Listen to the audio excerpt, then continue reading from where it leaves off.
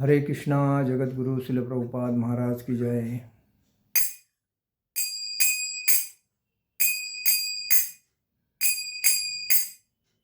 जय राधा माधव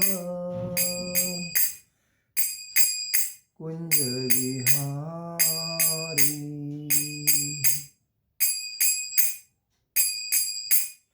जय राधा माधव कुंज विहारी।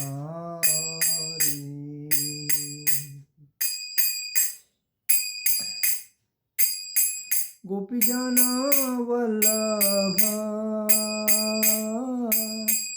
गिरिवरधारी। गोपीजन वल्लभ गिरिवरधारी।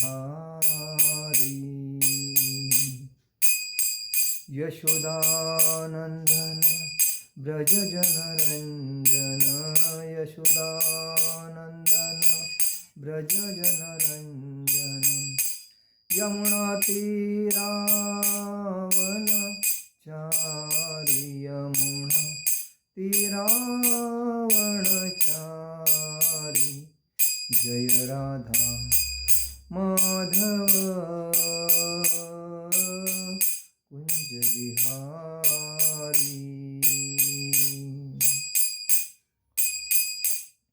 हरे कृष्णा कृष्णा कृष्णा हरे हरे। हरे राम राम राम हरे हरे। हरे कृष्णा कृष्णा कृष्णा हरे हरे।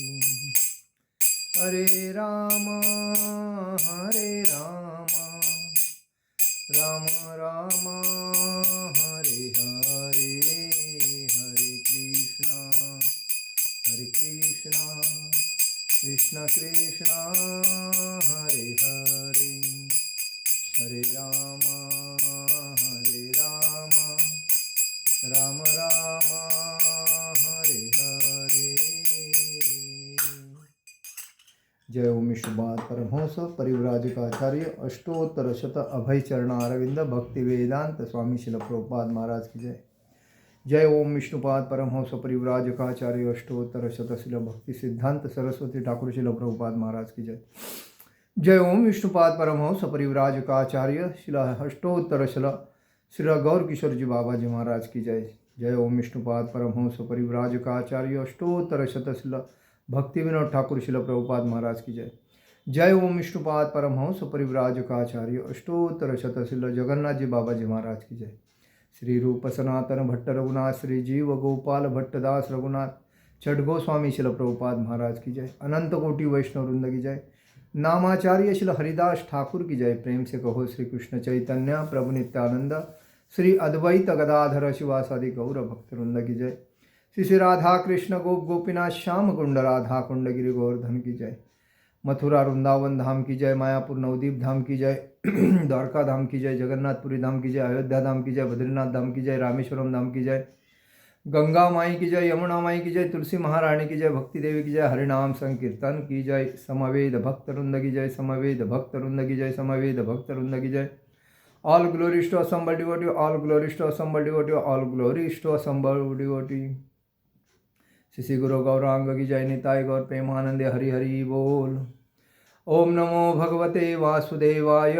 ओम नमो भगवते वासुदेवाय। ओम नमो भगवते वासुदेवाय। आज हम लोग चर्चा करेंगे अध्याय 3 श्लोक संख्या 33। सदृशं चेष्टते स्वस्थां प्रकृति ज्ञानवानपि प्रकृति यान्ति भूतानि निग्रह की करिष्यति। सदृश चेष्टते स्वस्थां प्रकृति ज्ञानवानपि प्रकृति यान्ति भूतानि निग्रह की करिष्यति। सदृश्य चेष्टते स्वस्थां प्रकृते ज्ञानवानपि प्रकृति यान्ति भूतानि निग्रह की करिष्यति। सदृश्यम म्हणजे अनुसार, चेष्टते म्हणजे चेष्टा करता है, स्वस्था म्हणजे अपने, प्रकृति म्हणजे गुणों से, ज्ञानवान म्हणजे विद्वान, अपि म्हणजे यद्यपि, प्रकृति में प्रकृति को, यान्ति म्हणजे प्राप्त होते हैं, भूतानि सारे, प्राणी भूतानि मतलब सारे प्राणी, निग्रह दमन, किम म्हणजे क्या, करिष्यति म्हणजे कर सकता है। अनुवाद, ज्ञानी पुरुष भी अपनी प्रकृति के अनुसार कार्य करता है, क्योंकि सभी प्राणी तीनों गुणों से प्राप्त अपनी प्रकृति का ही अनुसरण करते हैं, भला दमन से क्या हो सकता है। तात्पर्य में शिल प्रभुपाद जी लिखते हैं, शिल प्रभुपाद महाराज की जय। कृष्ण भावनामृत के दिव्य पद पर स्थित हुए बिना प्रकृति के गुणों के प्रभाव से मुक्त नहीं हुआ जा सकता। जैसा कि स्वयं भगवान ने 7वें अध्याय में कहा है, अतः सांसारिक धरातल पर बड़े से बड़े शिक्षित व्यक्ति के लिए केवल सैद्धांतिक ज्ञान से आत्मा को शरीर से पृथक करके माया के बंधन से निकल पाना असंभव है। ऐसे अनेक तथाकथित अध्यात्मवादी है जो अपने को विज्ञान में बढ़ा चढ़ा मानते हैं, किंतु भीतर भीतर वे पूर्णतया प्रकृति के गुणों के अधीन रहते हैं, जिन्हें जीत पाना कठिन है। ज्ञान की दृष्टि से कोई कितना ही विद्वान क्यों न हो, किंतु भौतिक प्रकृति की दीर्घकालीन संगति के कारण वह बंधन में रहता है। कृष्ण भावनामृत उसे भौतिक बंधन से छूटने में सहायक होता है। भले ही कोई अपने नियत कर्मों के कारण में संलग्न क्यों न रहे, अतः पूर्णतया कृष्ण भावना भावित हुए बिना नियत कर्मों का परित्याग नहीं करना चाहिए। किसी को भी सहसा अपने नियत कर्म त्याग कर तथाकथित योगी या कृत्रिम अध्यात्मवादी नहीं बन जाना चाहिए। अच्छा तो यह होगा कि यथास्थिति में रहकर श्रेष्ठ प्रशिक्षण के अंतर्गत कृष्ण भावनामृत प्राप्त करने का प्रयत्न किया जाए। इस प्रकार कृष्ण की माया के बंधन से मुक्त हुआ जा सकता है। ओम अज्ञानतिमिरान्धस्य ज्ञानाञ्जनशलाकया चक्षुरुन्मीलितेन तस्मै श्रीगुरुवे नमः। श्रीचैतन्यमनोभीष्टं स्थापितं येन भूतले स्वयं रूपकदामह्यं ददाति स्वपदान्तिकं। वन्देऽहं श्रीगुरुं श्रीयुपदकमलं श्रीगुरुवैष्णवांच श्रीरूपं साग्रजातं सहगण रघुनाथामतं तं सजीवं साद्वैतं सावधूतं परिजनसहितं कृष्णचैतन्यदेव श्री राधा कृष्ण पादान सहगण ललिता श्री विशाखान्वितांच। हे कृष्ण करुणा सिंधु दीन बंधु जगतपते गोपेश गोपिका कांत राधा कांत नमस्तुते। तप्त कांचन गौरांगी राधे वृंदावनेश्वरी विश्वभानुसुते देवी प्रणमामि हरिप्रिये। वाञ्छाकल्पतरुभ्यश्च कृपा सिन्धुवे भवसपतितानां पावनेभ्यो वैष्णवेभ्यो नमो नमः। नमो ब्राह्मण देवाय गो ब्राह्मणहिताय जगदिताय कृष्णाय गोविन्दाय नमो नमः। नमो गुरुवे गौरचंद्राय राधिकाय तदालिये कृष्णाय कृष्ण भक्ताय तदभक्ताय नमो नमः। जय नमो विष्णुपादाय कृष्णप्रेष्ठाय भूतले श्रीमते भक्तिवेदांत स्वामिनिति नामिने। नमस्ते सारस्वते देवे गौरवाणी प्रचारिणे निर्विशेष शून्यवादी पाश्चात्य देश तारिणे। जय श्री कृष्ण चैतन्य प्रभु नित्यानंद श्री अद्वैत गदाधर शिवासादि गौर भक्तवृंद। हरे कृष्ण कृष्ण कृष्ण हरे हरे, हरे राम राम राम हरे हरे। श्री गौर निताय, श्री कृष्ण बलराम, श्री ललिता विशाखा राधा श्याम सुंदर, श्री जगन्नाथ सुभद्रा बलदेव जी भगवान की जय। आप सभी का आज के लेक्चर में हार्दिक स्वागत। सदृशम चेष्टते स्वस्ता प्रकृति ज्ञान वानपि प्रकृति यान्ति भूतानि निग्रह की करिष्यति। मतलब क्या, सदृशम चेष्टते स्वस्ता मतलब ज्ञानी पुरुष भी अपनी प्रकृति के अनुसार कार्य करता है, क्योंकि सभी प्राणी तीनों गुणों से प्राप्त अपनी प्रकृति का ही अनुसरण करते हैं, भला दमन से क्या हो सकता है। 3 गुण कौन से हैं? एक सत्व रज तम, 3 गुण हैं। दूसरी बात, इसमें ज्ञान योगी, कर्म योगी, भक्ति योगी, ये भी अष्टांग योगी, ऐसे प्रकार तो है ही है। लेकिन ज्ञानी अपना काम करता है, जो ज़्यादा ज्ञान होने से वो कोई साइंटिस्ट है, कोई डॉक्टर है, कोई अलग अलग पदों में है वो, तो वो अपना कार्य करते हैं। और उस कार्य में जब वो मग्न रहते हैं तो उनको ये समझ में आना चाहिए कि हम तो भगवान के अंश है, तो हमें भक्ति तो करनी ही चाहिए। भक्ति करने किए बना हमारा नहीं जीवन का उद्धार नहीं हो सकता है। और इसलिए कर्मयोगी हमेशा अपने काम में दंग रहता है, उसको भक्ति करने के लिए टाइम नहीं। लेकिन वो कर्म क्या है कि जो भगवान के लिए अगर वो सेवा करता है वो तो योग्य है उसका। ज्ञान योगी का वो साइंटिस्ट है, अलग अलग क्षेत्र में जॉब कर रहे हैं, लेकिन वो भगवान के लिए अगर सेवा करता है, उसका अपना उपयोग करता है, तो वो योग्य है। और भक्ति योगी तो हमेशा भगवान के भक्ति में ही नवविधा भक्ति में तल्लीन रहता है। श्रवण, कीर्तन, स्मरण, अर्चन, वंदन, दास्यम, साख्यम, आत्मनिवेदन, बराबर, ये नवविधा भक्ति में तल्लीन रहने की वजह से वो भगवान को भक्ति से प्राप्त कर सकता है। कर्म योगी नहीं प्राप्त कर सकता है, ज्ञान योगी नहीं प्राप्त कर सकता, अष्टांग योगी नहीं प्राप्त करता है, लेकिन भक्ति योगी भगवान को भक्ति से, प्रेम भाव से प्राप्त कर सकता है और भगवान का प्रेम प्राप्त कर सकता है। तो कहने का मतलब है, कृष्ण भावनामृत के दिव्य पद पर स्थित हुआ बिना प्रकृति के गुणों के प्रभाव से मुक्त नहीं हुआ जा सकता है।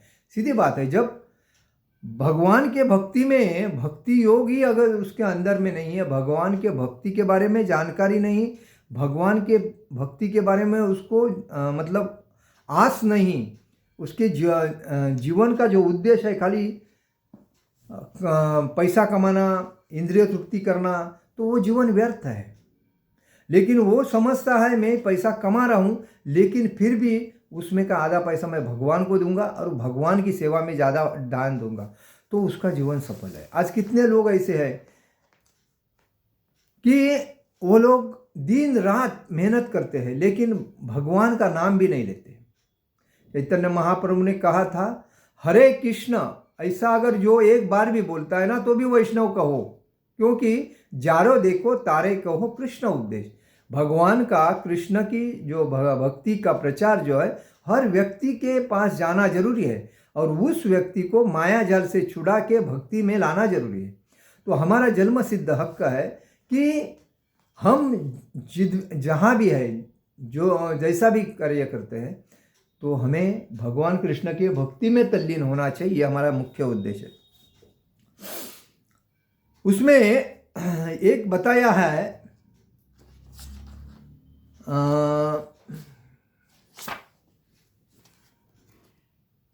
कि जो व्यक्ति हमेशा अपने कर्म में तल्लीन रहता है तो उसको भक्ति में आनंद आता है। मतलब भक्ति योग में अगर तल्लीन रहता है तो उसको जीवन में अतिशय आनंद आता है। इसलिए कहा जाता है, दैवी हेषा गुणमयी मम माया दुरतया मामेव ये प्रबंते माया मेत्ता तरंती ते। मतलब प्रकृति के 3 गुणों वाली इस मेरी दैवी शक्ति को पार कर पाना कठिन है। भगवान बोलते हैं, भगवान के शक्ति कितना है? 3 है। एक अंतरंगा, 2 तटस्थ और तीसरा कौन? बहिरंगा शक्ति। तो बहिरंगा शक्ति ये भगवान का आवरण है, कवर है, और उसके अंदर भगवान है। तो ये बहिरंगा शक्ति को तोड़कर भगवान के तटस्थता और अंतरंगा शक्ति पर जाना हर व्यक्ति को कठिन है। वो भक्ति से ही जा सकता है, उसको जलमताज भक्ति में, जैसा प्रहलाद महाराज, जैसा ध्रुव महाराज, जैसा ये अम्बरीश महाराज, इन्होंने जैसी भक्ति की उस बेसिस पे होना चाहिए। तो इसीलिए कहते हैं कि प्रकृति के तीन मतलब तीन गुण कौनते, वही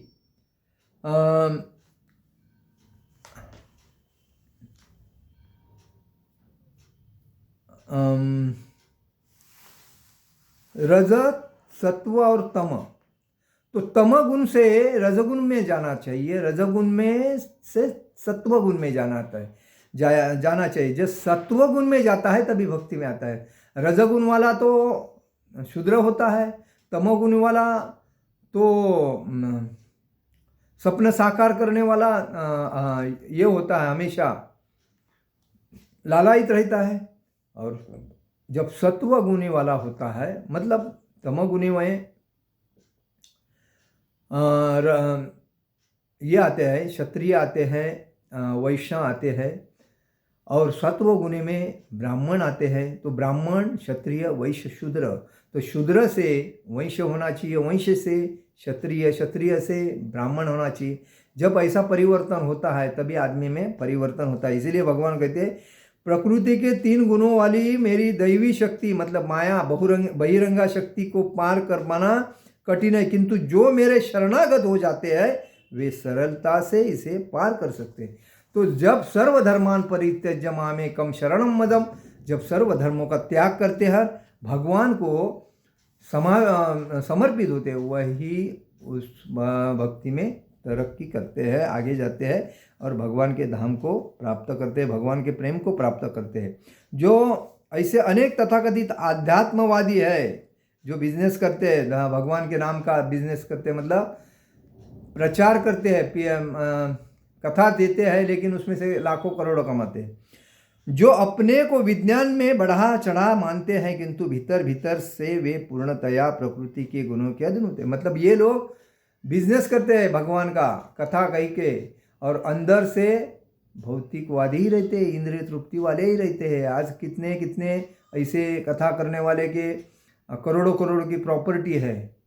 तो जो साधु होता है वो कथा कहता है वो योग्य है, लेकिन ये सच धूज के जनता को भुला पिला के अपना रोजी रोटी के सकते हैं, तो वो अंदर से भौतिकवादी कहते हैं उसको। किंतु भीतर भीतर से पूर्णतया प्रकृति के गुणों से अधीन रहते, जिन्हें जीत पाना कठिन है। ज्ञान की दृष्टि से कोई कितना ही विद्वान क्यों न हो, किंतु भौतिक प्रकृति की दीर्घकालीन संगति के कारण वह बंधन में रहता है। ज्ञान में कितना भी तरक्की होने दो, लेकिन वो अपने भौतिक मतलब इंद्रिय तृप्ति में व्यस्त रहता है। लेकिन कृष्ण भावनामृत से भौतिक बंधन से छूटने में सहायक होता है। अगर कोई भगवान कृष्ण के भक्ति में तल्लीन रहे और भक्ति में एक निष्ठता से शुद्ध भक्त बन के अगर भक्ति करे तो वह कृष्ण भावनामृत होकर उसको मतलब भौतिक संसार से छोड़ने के लिए सहायक हो सकता है। भले ही कोई अपने नियत कर्मों के करने में संलग्न क्यों न हो, अतः पूर्णतया कृष्ण भावना भावित हुए बिना नियत कर्मों का परित्याग नहीं करना चाहिए। कभी भी अपना जो कर्म है वो करते रहते हैं लोग, और उसमें भी कोई भक्ति में आते हैं। लेकिन जब हम कर्म करते हैं और भक्ति करते हैं तो भी ठीक है, क्योंकि पेट के लिए कुछ करना चाहिए। लेकिन हम पेट के लिए ही कर रहे, भक्ति नहीं कर रहे तो अयोग्य। लेकिन फिर भी भगवान बोलते हैं कि कृष्ण भावनाभूत होता है तो वो बंधन से मुक्त हो जाता है। तो पूर्णतया परित्याग मतलब जब तक कृष्ण भावना भावित नहीं होता है तब तक कर्म को अपने भी त्याग नहीं करना चाहिए। अतः पूर्णतया कृष्ण भावना भावित हुए बिना नियत कर्मों का परित्याग नहीं करना चाहिए। किसी को भी सहसा अपने नियत कर्म त्याग कर तथाकथित योगी या कृत्रिम अध्यात्मवादी नहीं बन जाना चाहिए। मतलब अपना रोजगार या कोई बिजनेस ऐसा छोड़ के कभी भी अचानक भक्ति में आकर मतलब अध्यात्मवादी नहीं बनना चाहिए।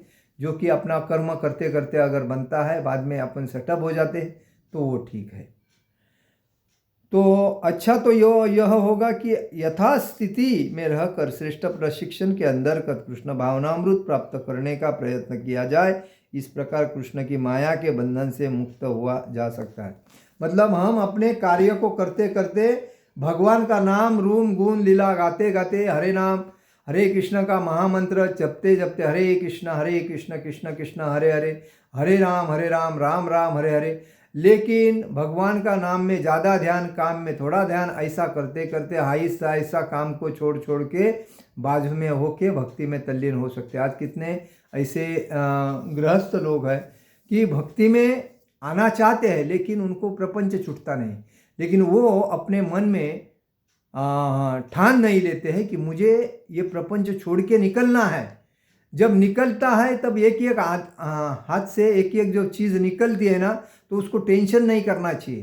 तो एक गया बस ठीक है, वाना नहीं, दूसरा गया वाना नहीं, तीसरा गया वाना, ऐसा भगवान एक एक जब भक्त के ऊपर कृपा करते हैं भगवान, तो समझ जाना चाहिए अपने से एक एक अच्छी अच्छी चीज़ ले लेते हैं निकाल के। तो हमको अकेला करना चाहते हो, और अकेला करने से घर वाले, परिवार वाले, हित संबंधी वाले, रिलेटिव वाले, सब मित्र मंडली उसको छोड़ देते हैं। अरे चल जाने दे, कुछ काम का नहीं है, बेकार हो गया, अभी ये भक्ति करते करते देख बर्बाद हो गया, अभी क्या है इसका है।